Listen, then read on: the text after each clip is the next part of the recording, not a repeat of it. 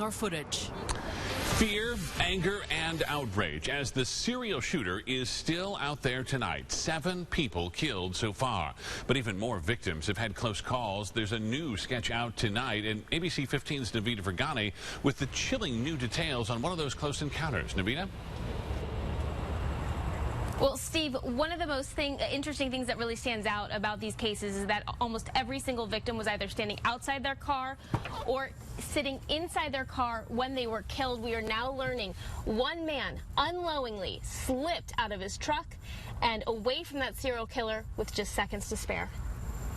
June 12th was a very busy night for the Phoenix serial killer. His night of terror started at 63rd Avenue in Camelback around 2:35 in the morning. The mystery killer shot up this truck. My cousin actually had just gotten out of the truck because he had been sleeping in there. The woman we interviewed did not want to be identified because the killer is still out there. But she tells us just minutes before the shots went off, her cousin got out of the truck and came back inside. It was a little bit nerve-wracking just knowing that, somebody was out here trying to cause harm. 25 minutes later, he gunned down a mother and her child and a friend who were just sitting in the car in front of this home near 63rd Avenue in McDowell. Stephanie Ellis was shot 14 times. Her daughter shot 7 times. Out of all 8 shootings, this truck with 5 bullets lodged inside was the only one where someone wasn't in the car, which makes you wonder why the shooter targeted it. It kind of crossed our minds. Maybe he had already, came in front of the house and saw my cousin sleeping in there,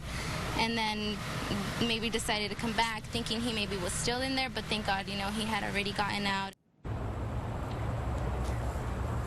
And when you look at a breakdown of all the shootings that have happened so far, we have learned that they're happening every single night of the week, except for Wednesday, Thursday, and Saturday, and all these shootings are happening after 9. Back to you, Steve. Thanks so much, Navita. And while police scramble to get a physical description of the serial killer, one FBI profiler offering an eerie look into his mind. He says the killer likely has some ties to Maryvale and very much likely has a routine after every attack. Many of these kind of shooters in the past miss work the next day. They change their appearance. They talk about these events a little too much because they're so excited about them.